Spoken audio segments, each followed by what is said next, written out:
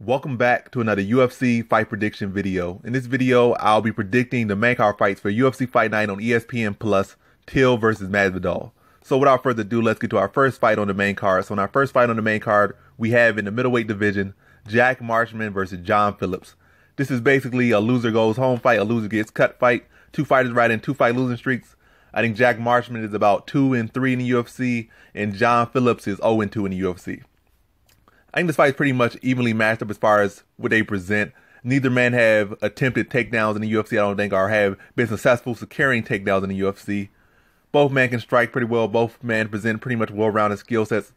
But I lean more to Jack Marshman as he has actual wins in the UFC over some solid competition with fighters that can grapple and strike and have wins in the UFC. He has 2 wins over Magnus Cinderblad, and I forget the other guy's name, but he fought him, and both of those guys had wins in the UFC, and both are solid dudes, and he had wins over guys like that can grapple and strike. Whereas John Phillips, for the most part, he can grapple, but we really haven't seen it in the UFC. And as far as how his grappling looking in the UFC so far, it has looked pretty poor. So he might have got submissions outside the UFC over maybe lesser competition, but inside the UFC, his grappling has looked pretty much piss poor, in my opinion. Where Jack Marshman's grappling has held up, and he's been there with some solid grapplers, been able to deal with their grappling and keep it on the feet where he wants it in. Win those fights. Where more so, when you look at the people that Marshman has lost to, it's been some real killers. He lost to Thiago Santos, no shame there. Lost to Antonio Carlos Jr., who's a world champion at a heavyweight division as far as grappling. That's a real killer right there. Then he lost to a nice prospect. I forget the guy's name right now off the top of my head, but a real nice prospect at the moment at the middleweight division. So, and that guy went up to the light heavyweight division and almost finished Glover Teixeira. So that's a real nice prospect to lose to him. And that guy didn't even really hurt him significantly in that fight. Didn't drop him, really didn't wobble him. He really wasn't in that fight, but he didn't get blown out in that fight. So Jack Marshman has more than shown himself. I think this might be a fight where he'll look to mix in the game with the takedowns to just throw off John Phillips, who at this point I feel that he's pretty much one-dimensional. He might not be terrible on the ground, but he's certainly very vulnerable on the ground to take him down, maybe grind him out to a decision on the ground, mixing the takedowns, just get him uncomfortable, because he definitely wants to load up and throw some heavy strikes. He calls himself the White Mike Tyson, so he does got some power, does got some heavy hands. Not as heavy as Mike Tyson, or even close to be having that comparison, but he does got some respectable hands, and he does have some heavy hands, so you gotta respect that. But another thing about John Phillips, despite saying he's this and that, he doesn't have the head movement and bobbing and weaving that Mike Tyson has. He gets hit a whole lot, so his defense certainly isn't there. And Marshman is pretty decent accuracy with his striking. I say they're about the same level of striking, but you're going to give up these free points pretty much because you're not really defending yourself. That's going to really lean to the other guy to get a decision over you unless you get that knockout. And I really don't lean to fighters that just off their knockout power. I feel like Marshman can out-grapple him, and I feel he can out-strike him, with Phillips really only advantage being to really hurt him bad or get him out of there. That's pretty much it. So really he's leaning to getting that knockout if he wants a victory. And I don't lean to fighters just looking for that knockout victory. When I see a more well-rounded fighter, a more proven fighter, and I say that fighter is Jack Marshman. And I see him taking advantage of Phillips' poor defense and also maybe mixing up the takedowns and exploiting his kind of rough grappling and taking advantage of those areas. And so in this fight, I got Jack Marshman via decision. Now on to our next fight we have in the welterweight division, Danny Roberts versus Claudio Silva. So Danny Roberts, a exciting fighter, some clean, crisp striking, questionable chin, but a very exciting fighter, very good striking. He's pretty well-rounded. I wouldn't say he's some amazing grappling, amazing that, but he's certainly no slouch there. But you got Claudio Silva, who's got some okay striking, but some phenomenal Brazilian jiu-jitsu, some phenomenal control. If he gets you down, he can finish you pretty quickly and put you in some very bad positions. It's going to be hard to get him off. He gets very sticky once he gets you down. And he really hasn't lost in quite some time. He took 4 years off for whatever reason, I think lingering injuries, but he's beaten some pretty good names and hasn't lost really in the UFC or in years. I think he hasn't lost in about 8 years, so he's been doing pretty good. Hasn't been that active, and that could be one of the reasons he hasn't lost. But as far as this fight, I feel like Danny Roberts is a solid fighter and all this stuff, but it's really going to come down to a grappler versus striker matchups, and you tend to lean towards the grappler in these matchups. It is not like Danny Roberts has been doing too much impressive stuff. He's on a 2-fight winning streak, but over N-Camp and this other guy who are pretty much seemingly about to be cut from the UFC. And he fought in a pretty competitive fight. Well, he finished N-Camp in the first round, which really didn't get to see much of that fight play out. Another fight was a pretty close fight for the most part. He just kind of edged that fight. Whereas Claudio Silva has, for the most part, been dominating his fights. And he has wins over solid, real tough people. I mean, like real tough contenders. He's finished Nordine Taleb. Yeah, Nordine Taleb. He before that hiatus, he got a split decision victory over Leon Edwards. So he's been in it with better competition, and he's beaten all those better competitions. And these fights I feel are better than Danny Roberts. And Talib did finish Danny Roberts. And that's not no MMA math one. That's not. I just feel like in a grappler versus striker match, I feel like Danny Roberts won't be able to keep Claudio Silva off him, and eventually in this fight, some point in this fight, Claudio Silva will get him down. He's an adorable guy. He can take some good shots. He has some decent striking of his own. Definitely not the level of Roberts, but when he gets down in the grappling, I think it's just that grappling just on a different level for Claudio Silva in this fight. I think at some point he's gonna get him down, despite Danny Roberts' movement, despite Danny Roberts this and that. And also another thing about Danny Roberts in these big fights, it seems like he can beat the lower tier guys when he gets into these big fights that could really elevate him up the weight class. And like he just falls short. Like against Perry, he got stopped in the first round. Against Taleb, I didn't believe he got stopped in the first round. So it's like he does good against those middle tier, well, not middle tier, because these people he's losing to are middle tier, but like the lower tier, those people that you want to get up, and then the people that you want to beat to get to those people that you could fight to get in top 50. He loses to those step up fights, and that's like kind of where Claudio Silva is at. They're both fighting each other to get that step up. And I feel like these fights, Danny Roberts kind of crashes in these fights, and he crashes hard in these fights. I feel he'll look all right, but once Claudio Silva gets him down, it's going to look not going to be a good night for him. And I see Claudio Silva getting a second round submission. So in this fight, I got Claudio Silva via second round submission.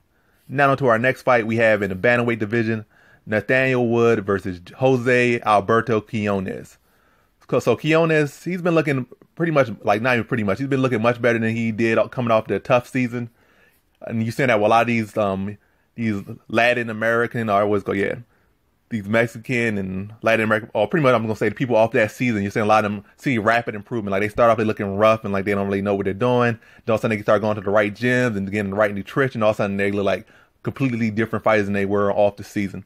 And he's one of those fighters. He's looking pretty good. His win over Ishihara showed that his box is improving. It showed his technique is getting cleaner. But all that being said, I don't think it's quite enough. Nathaniel Wood is a champion from overseas, the European scene. He kind of looked a little bit rough coming in. Then in his last fight, he just showed this is a skill set that's going to be hard for a lot of people to beat. That skill set, it shows that this guy is top 15 caliber easily, whereas Quinones really hasn't shown me that he's top 15 caliber.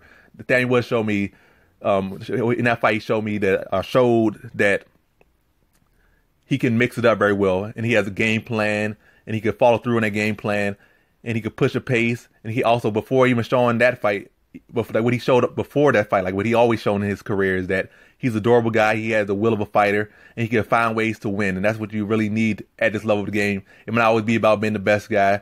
It's been about the guy that wants to win and will find a way to win any means necessary. But in this fight, he's shown the other part that you need to really be a top 15 fighter, that being able to fully mix the game together. He chopped down his opponent's leg with leg kicks, made his base kind of weak, shot at takedowns, and on the grappling, he was just smooth, like pretty much just transitioned on the guy like it was butter, and was looking real smooth in that fight. Ground and pound looked solid. And that's going to be real trouble for Quinones. When you look at some of his losses, he lost to guys that were able to mix it up. And Wood showed that he could mix it up in his last fight. And he showed that he could mix it up very well with the takedown, the striking, and grappling. Like he pretty much got A pluses on every single area. The striking, the game plan, all A pluses, the grappling, the ground and pound, and getting the finish as well. So he just showed a A plus performance in his last fight. I think that's going to be tough for Quinones to deal with. Even Quinones is looking all right on the feet, I think Wood is still the better striker. And also, if he does it, he could have the ability to mix it up, which was going to throw off Quinones' timing and not really allow him to plant and use that power or really get behind himself. Plus, when Quinones is going backwards sometimes because he wants to use that box, and sometimes he don't go straight back. And it's not going to be like he's fighting Ishihara, who's just coming forward on loading up. Nathaniel Woods doesn't really load up. He mixes his strikes in very well. So you can't really exploit him as much as you would exploit Ishihara. But outside of that, basically what I'm saying, that Wood will be able to mix it up much more than Quinones would be able to deal with it. And also, it's like some of Quinones' opponents that have beat him in the past been able to mix it up. That's going to be a key point in this fight, that he'll be able to mix it up. Mix up on feet, get on the ground, land some heavy ground and pound. I wouldn't say it's going to play out just like the last fight, but similar, mixed up, break him down, ground and pound. And I think he gets a second round submission. So in this fight, I got Nathaniel Wood via second round submission. Now on to our next fight we have in the light heavyweight division, Volkan Oezdemir versus Dominic Reyes. Volkan Oezdemir is riding a 2-fight losing streak, and Dominic Reyes is unbeaten. Both fighters are 29, so there is no age advantage for either fighter. Reyes is 6'4", and Volkan Oezdemir is 6'2", so Reyes will have a significant height advantage over Oezdemir. But now let's get to how I see this fight playing out. Volkan Oezdemir is a first-round fighter for the most part. He will beat just about anybody in the first round, but after that first round, his pace drops significantly with each round. Reyes has shown that he can maintain a good pace for the entirety of a 3-round fight, so that's another advantage for Reyes, going along with the height advantage that he has. Oezdemir's advantages are his first round, his striking, his pressure, and his power. Oezdemir's power hasn't looked the same in his last 2 fights as it did in his previous fights, as he landed shots that put previous opponents away in both his recent losses, but those same shots didn't have nearly the same effect they did in those his fights before those fights. It didn't have the same effect. Dominick Reyes is one of the best prospects in the light heavyweight division, and he has looked great so far, but we really haven't seen him tested and we haven't seen him pushed. He's been in there with good guys, but he hasn't been pushed. He has been in there with some decent opponents such as Jared Cannonier and his best win to date in his last outing against OSP, but he was not pushed in those fights. They were pretty much one-sided. So we don't know how good his chin is, and we don't know how his cardio and composure would hold up if put in a bad spot. If he was put in a bad spot, Dominick Reyes is also a wrestler, so that's a good thing, right? But he has only secured 1 takedown inside the octagon and given up 2. And his takedown accuracy currently sits at 25% with his, which is pretty poor in my opinion. Not even by, in my opinion, that's a pretty poor takedown accuracy. So it makes you question his prospects against the true elite light heavyweights in the division. But all that being said, he doesn't have to worry too much about his wrestling in this fight, as Oezdemir doesn't have the best wrestling, and he's really not a wrestler at all, or he isn't a wrestler. And he's just a first-round fighter, or has shown to just be a first-round fighter, especially at this level.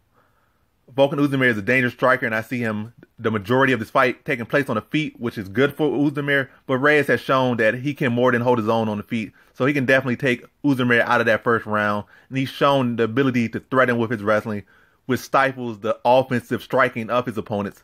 So in this fight, I see Reyes using his length, using that patented right hand of his, managing range with his kicks, and to threaten often with takedowns to wear down Oezdemir in the first. Then I see Reyes outpointing Oezdemir for the second and the third, maybe even wrestling a tired Oezdemir in the third round, and I see him winning a clear-cut decision. So in this fight, I have Dominick Reyes via decision. Again, Dominick Reyes via decision.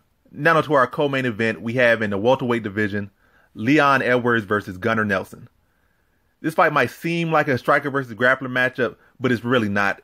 It's a full-on MMA match because Leon Edwards, who is seen as the striker, also has a solid grappling game of his own with some submissions over credible opponents. And Gunnar Nelson, who is seen as the grappler in this matchup, also has a karate background and can more than hold his own on the feet with anyone in the division. But how do I see this fight playing out? I think it comes down to their styles and maybe just a bit of their confidence going into this fight. Leon Edwards is riding a 6-fight winning streak, and Gunnar Nelson just freshly got back in the win column, so Edwards has more steam right now. The physical builds of both men. Leon Edwards is 6'2", 6'3"-ish, very long, and he uses that length very effectively. Gunnar Nelson is 6'1", which works for him in this fight in a way too. The lower center, having that lower center of gravity and wanting to grapple against Edwards, so that's most likely going to work for him if that's his game plan. Now, style-wise, Gunnar Nelson's fighting style is a karate, like his stance is a karate stance. He's always bouncing and waiting for that right moment to pounce. His striking arsenal might not be the most unpredictable, but he does a phenomenal job with his timing, like most karate fighters do. Nelson would also keep his opponents guessing whether or not a takedown or a punch is coming, as he can disguise a takedown with his punch or a punch with his takedown attempt, which is pretty effective at this level and with how he does it. So opponents really won't know which is coming next and will force opponents to pick their poison. The downsides to Gunnar Nelson's style are the lack of volume, the lack of arsenal, lack of defense, and that style relies heavily on opponents being on a straight line. Now, from that, I jump to Leon Edwards, as his style presents a lot of challenges for Gunnar Nelson's style. Leon Edwards is long, rangy, and quick he has a wide arsenal of strikes, a lot of tools in his toolkits in the striking. He is also always moving, circling, rarely ever just fighting an opponent or standing on that straight line, unless he's drawing a combination to push opponents back. But if somebody's pushing him back or trying to get in on him, he's always moving, always circling, always has something there for you. The circling and movement of Edwards will force Gunnar Nelson to have to cut him off before he can attempt effective takedowns or really effective striking. And with that lack of volume in Gunnar Nelson striking, that will be a difficult task for Gunnar Nelson. I see Gunnar Nelson still getting at least one takedown as he is tenacious, but Edwards is no slouch, and I see him either springing back up or holding his own on the ground enough to survive the rest of the round or just hold his own for that round off his back. Mostly how I see this fight playing out is on the feet and at Edwards' range, and him stifling Nelson with his volume and versatility in his striking. I see Edwards being a hard target for Gunnar Nelson, rarely ever finding that straight line he needs, but I see it being a competitive fight nonetheless, with Edwards winning on points. So in this fight, I have Leon Edwards via decision. Now on to our main event we have in the welterweight division, Darren Till versus Jorge Masvidal. We have a barn burner here in this main event, the Gorilla Till versus the always game Masvidal. But how do these fighters match up? Till has the youth, the size, the power, the potential, etc., etc. And Masvidal has 3 times the experience in MMA than Till, the technical advantage and the grappling advantage. And he can certainly hold his own on the feet with Till as well. So Till is coming off of his first loss in MMA, and by far his worst performance in MMA, in a fight where he only landed 1 strike and was dropped, ground and pounded, and submitted by the then champion, Tyron Woodley. But he's young, so he can rebound. Jorge Masvidal is coming off of 2 years of inactivity, kind of coming to the end of his prime, about like 34, 35, and riding a 2-fight losing streak. 2 lackluster performances against top welterweights. Now, all that aside, I think the biggest factor in this fight rests with Masvidal, and the factor is his inability to show up in big fights.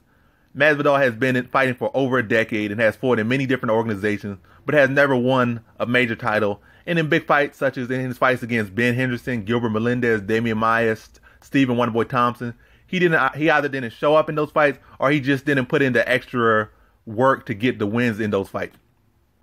Even in some of the fights that weren't necessarily big fights, like his fight against Iaquinta a few years back, he just took his foot off the gas after brutalizing Iaquinta in the first round and allowed Iaquinta to outpoint him to a controversial decision. When Masvidal could have removed that possibility by just staying active, it is not like he was even fatigued after that fight. It was just a poor decision making. But poor judgment aside, I don't see Masvidal having the style or attributes to beat Till. Masvidal is a beast, and there is no area of the MMA game where he is lacking, but I just don't see his style matching up all that well with Till. In fact, the styles match up well for Till, if that makes sense. So the style matchup, it favors Till in my opinion. Masvidal, though, significantly more volume than Till, which is good, but he's less up and he never keeps that same energy. And he would need to keep that same energy, that same pace, until either a finish or a decision, but that's just not his style and that's just not his tendencies. Masvidal does have a solid grappling, but his takedown offense isn't among the best. And Till showed in the Woodley fight that if he's worried about your ground game or he's concerned about it, then he's a hard guy to take down. He will defend, and it's hard to get him down. And Woodley failed to even secure 1 takedown against him, so I don't see a takedown materializing for Masvidal. I see this fight playing mostly out on the feet, with Till allowing Masvidal to lead a bit early just to get a feel for his timing and his tendencies, as Till often does in his fights. Not allowing Masvidal to land any big shots, but allow him to land some light strikes and just see what his tendencies are, what he's thinking of, what he's doing, like what predicting him, and getting a feel for him. Then after that first couple of minutes in the fight of studying, he'll start to really unload with counter strikes, which will halt some of the offense of Masvidal. Then Till will start to push the smaller fighter back, just touch him. The size, the youth, and the power will factor heavily for Till in this fight. And even if shots don't land clean, they will tire out the arms of Masvidal. And over the course of a 5-round fight, that will leave Masvidal susceptible in the later rounds. And I see Till finding that mark in the 4th round with some heavy shots and stopping Masvidal in the 4th round. So in this fight, I have Darren Till via 4th round TKO. That concludes my predictions for the main card of UFC Fight Night on ESPN+, Till versus Masvidal. Thanks for watching. Like, comment, and subscribe, and come back for more videos.